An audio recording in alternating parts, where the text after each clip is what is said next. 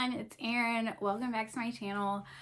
So today I wanted to talk to y'all about World Suicide Prevention Day, which today is World Suicide Prevention Day. That is why I am making this video.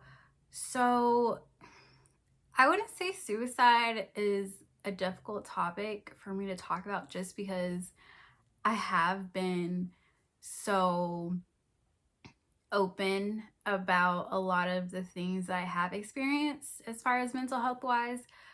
However, I guess I don't know. I guess it's more of like I don't really like to use the words suicidal or suicide when talking about me specifically when I have been going through my really low points, just because like there's just this big stigma around suicide, which is why I'm making this video. There shouldn't be, but there's this huge, people just when they say that word, they get scared, they just don't know what to think, which is obviously very valid because someone is talking about potentially harming themselves, ending their own life, and that is super scary. So for me, I don't like, I maybe have told people like once or twice when I was describing when I felt kind of like how I talked about in my last video, when I felt that I just wanted to go to bed and not wake up. I specifically don't, like I said, I don't like using the terms like I'm feeling suicidal, I'm having suicide thoughts, just because I don't know, I think it's kind of like a thing where it's like putting a label to it makes it like very concrete, and it's a very extremely scary feeling thing when you are having these thoughts. So kind of not attaching this huge label to it is how I approach it personally. I will usually, in the past when I have had these thoughts, I kind of just got in the habit of telling my mom like I'm having negative thoughts, or I'll say like really bad negative thoughts, and she kind of knows where my head's at, just because like I said, the term is just so, I'm like lost for words. I can't think of, like, the term is just like so huge that it's just, I don't know. I think obviously it's important to talk about it, which is why I'm talking about it now. It's just hard to kind of break down the barrier of getting past, of trying to get past like just the, I guess, intimidation or the fear just behind like using the word just in general. Okay, so I did want to briefly talk about the difference between like intrusive suicidal thoughts and suicidal ideation and suicidal intent. So I am not a mental health care provider, so I'm going to try to explain it to the best of my abilities, or at least how I understand it as. I'm going to start with intrusive suicidal thoughts.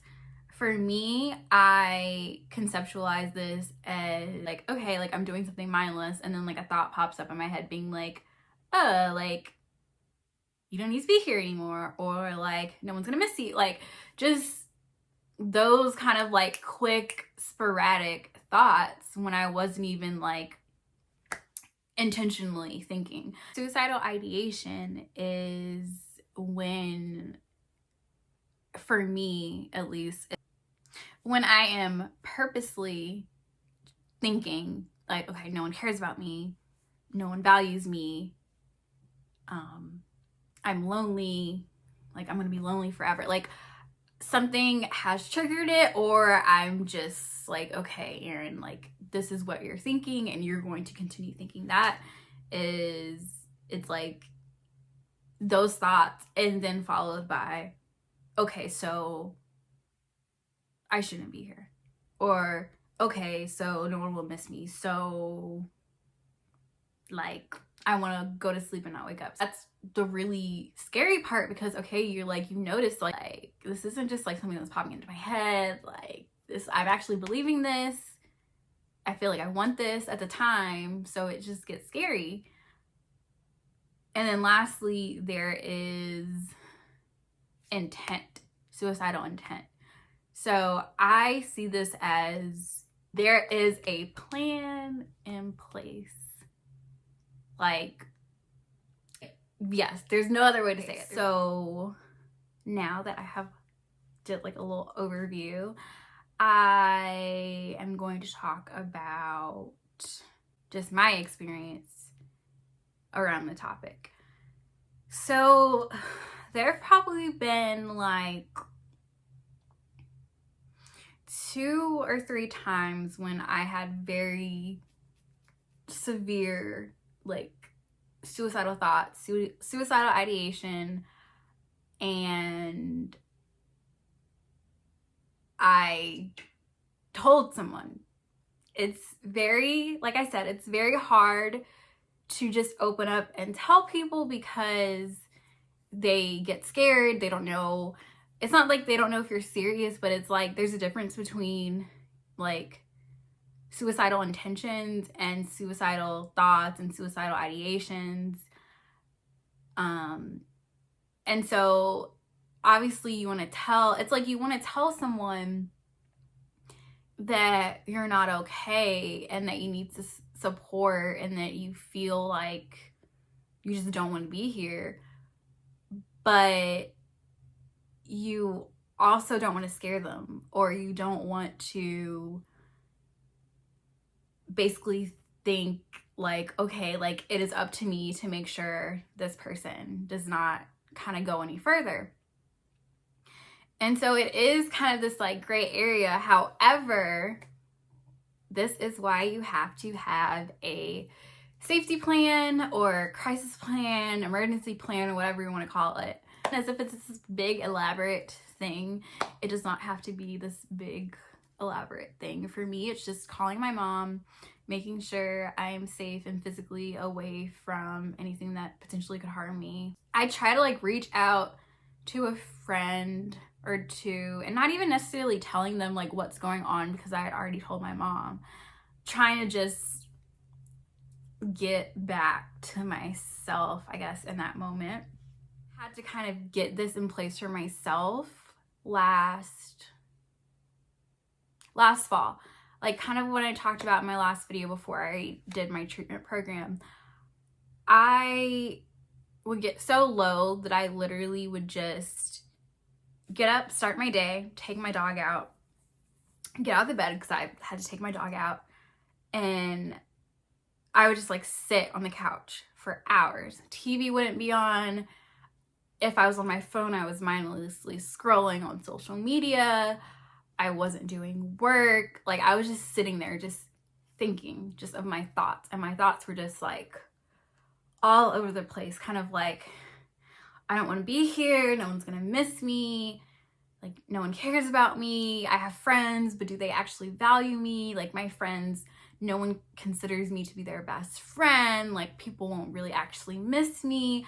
I have family, but like they're gonna get over it. Like all of these different thoughts. Meanwhile, it's like you catch, or at least for me, I catch myself and I'm like, okay, I'm having these thoughts, but then you're like, oh shoot, I'm having these thoughts. So then it makes you feel, or it makes me feel even worse, because it's just like, uh-oh, I'm having these thoughts, like this is getting bad. But it's like you acknowledge the thoughts, but you don't want to really do anything about the thoughts because you're depressed. So it's kind of this whole, at least for me, it's like this whole like back and forth, and then I kind of get stuck. So like what I was saying, I would sit on my couch for hours just thinking. I would start crying. since I do have my dog, like sometimes I would, like after a couple hours would go by, I would go outside. And then I was living in Chicago, so like it was also getting cold this time, so I was trying to like keep the walks to a minimum, because if y'all are from Chicago, lived in Chicago, y'all know the cold and the wind is no joke.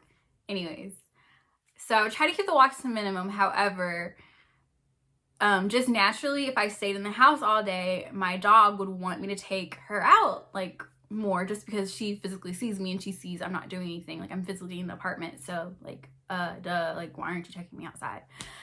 Anyways, so I kind of like, I guess, have like some, I guess, mental breaks, I guess if you want to call it. I would take my dog out and then I would get like a little bit of relief for like 15-20 minutes, however long I took the walk. Like I said, it was getting cold, or it was cold, so I was trying to keep, when I did go outside, I was only trying to like make sure she's bathroom, she like walked a little bit, and then we're going back inside. So I would spend my weekends doing this, and I say weekends, I primarily mean Friday evening, Saturday night, because usually Sunday it was like, oh shoot, I spent all of Friday evening, all of Saturday, like basically crying and being super upset. But it's like, you're still in grad school, so you still have some work to do. You have to get ready for the next week. You have to do other things like laundry, like cook. So kind of like, I would just, yeah. And it's crazy because it's like, when you're depressed, it's like, I don't know. It's really hard to explain. But if you have been depressed, have depression, you understand, like, I would just sit there and cry and think and cry and think. There was one weekend in October, it was just really bad. I don't know. Well, I know there was like an overall trigger, which was like I wasn't dating the person I was dating anymore.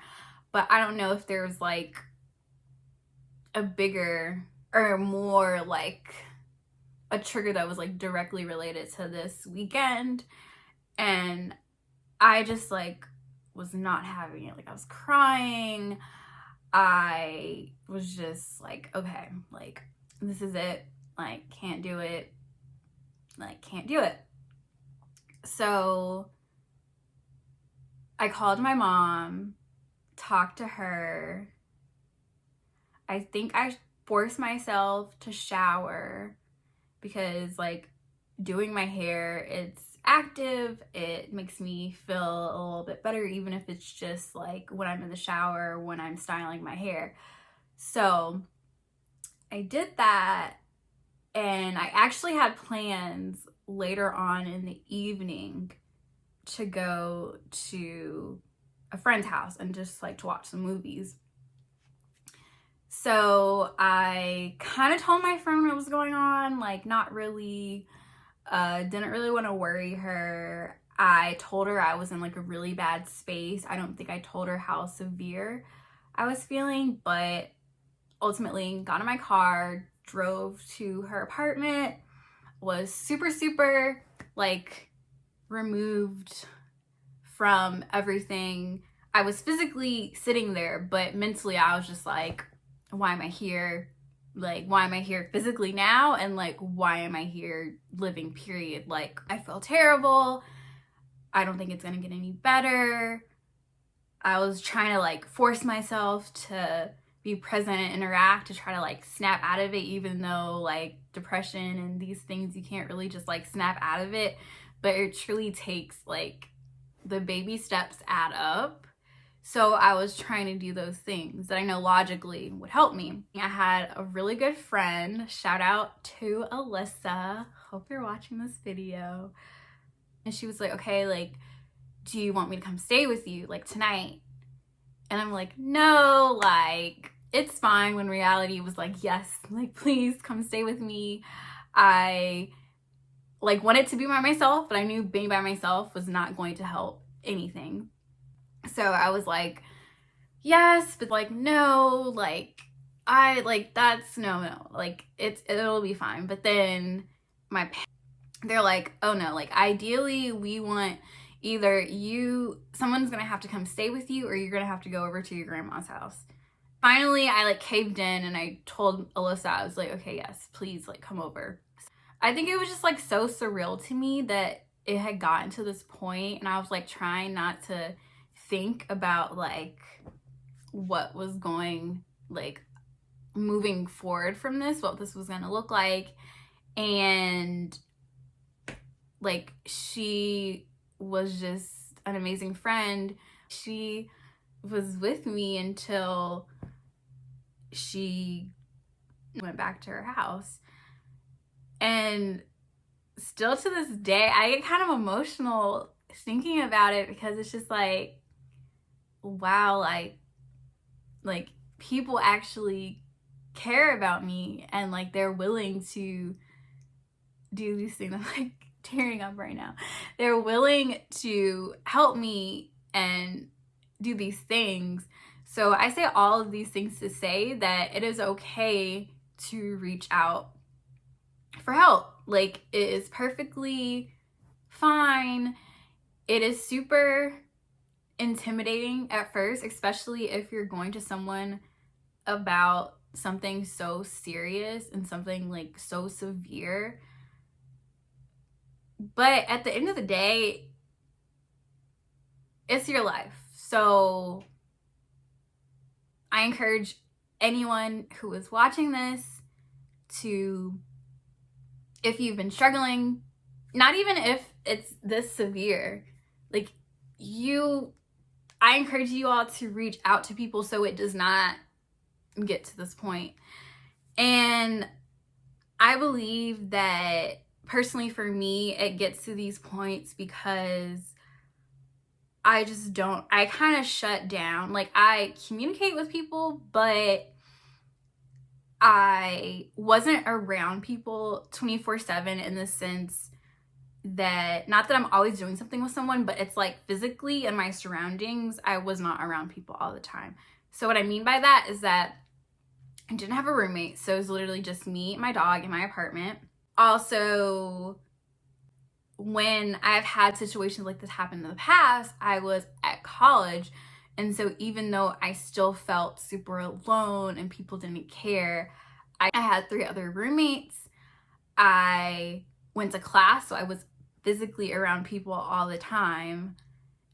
And even though if it was like just little things to look forward to, I was like, okay, well, at least I have this. Like, I remember in college, specifically, like the very first time I dealt with like severe thoughts like this, I was walking to class. I felt like I was gonna have an anxiety attack.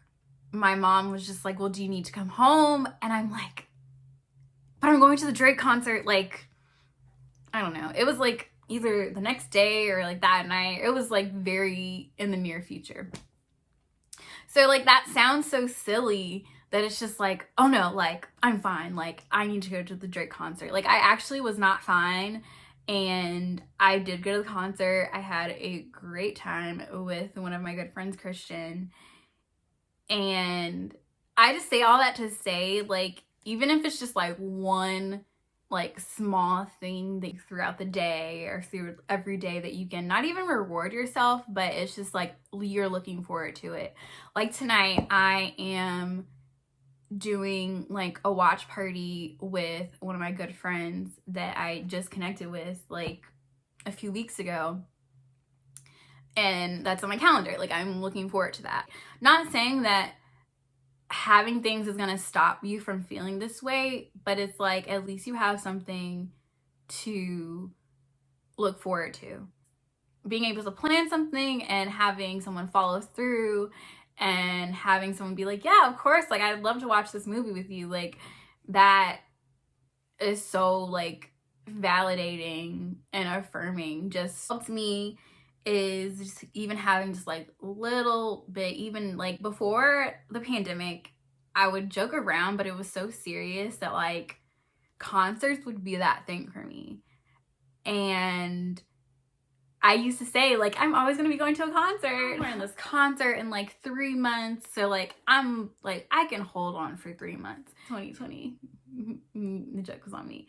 And like, that sounds so weird. Like, wow, you're only choosing to live for a concert. And it's like, no, like, there are other reasons, but it's just like, if you can have something that gives you like joy or that you're looking forward to, that will physically keep you here, that helps me.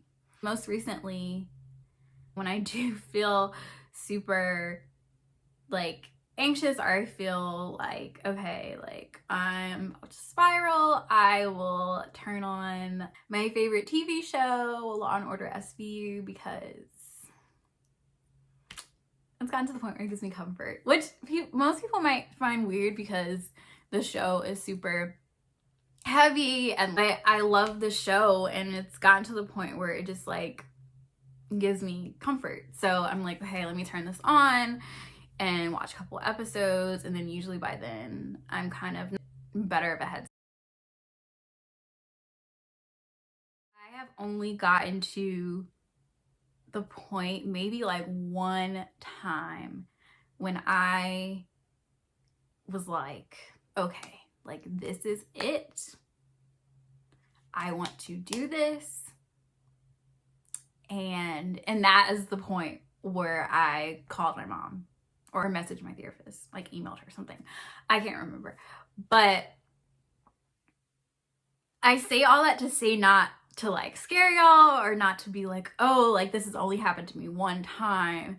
Just to say that it is a very real thing that can happen and does happen.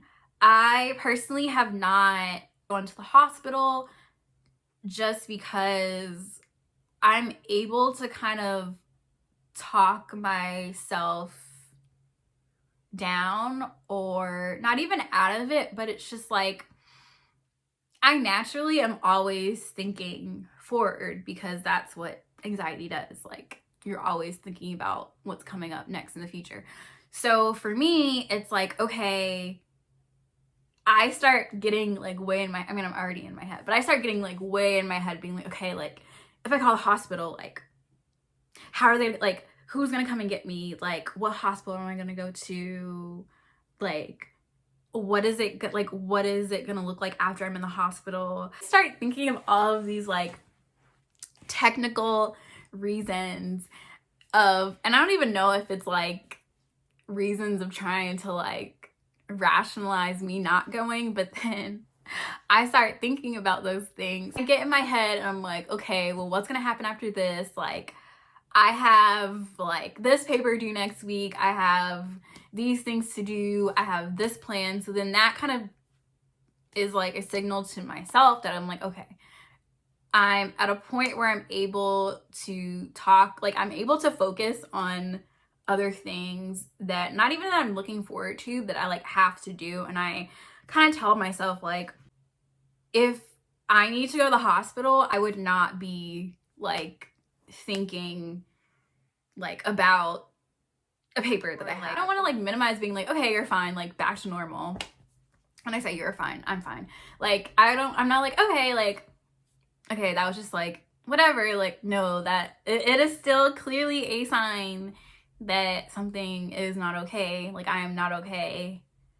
And so yeah, that is personally why I have not made the decision to go to the hospital. And so eventually I'm able to calm myself down, and then it's kind of like once your body hits and it's just like, oh shoot, like I have a problem that has to be fixed, but it's not going to be fixed overnight. It's not going to be fixed in a couple of weeks. Like, it is this problem. And that is how I started at an IOP. So yes, so stay tuned. I've seen so many tweets and things on social media being like, every day should be World Suicide Prevention Day. I 100%, 1000% agree with that. You've been through something like this and you know how low you can get, but you know, not even but, you know that eventually at some point that you will get back to what is your normal. I feel like, why would I not like talk about these things? Like, there are so many people struggling to deal with these things. I'm a Black woman. Like, how many of y'all can say that you have seen a Black woman come on YouTube and speak openly about their mental health? I personally have not seen anyone. Not saying that like I'm like the only one and like I'm this amazing like trailblazer, because I am not. I say that to say I kind of also like am motivated to do that because like just mental illness in general affects minorities, especially African American, Black people, in such a severe way that it's not even crazy to me, because I know why people aren't openly talking about these things, but it's just like someone has to be talking about them. And I mean, if it's me, it's gonna be me. I feel the purpose to talk to y'all about these things, and even though I'm struggling, I am hoping, or not struggling, I'm doing okay right now, but even if I have to talk about my struggles to help someone with their struggles, I am ultimately happy that I can do that. So stay tuned for the next video. Please reach out to me if you have any specific questions about treatment programs, because I will be doing a whole series about my experience and my treatment program, like I said. And yeah, feel free to connect with me on other social media platforms. My Instagram is right here and my Twitter is here.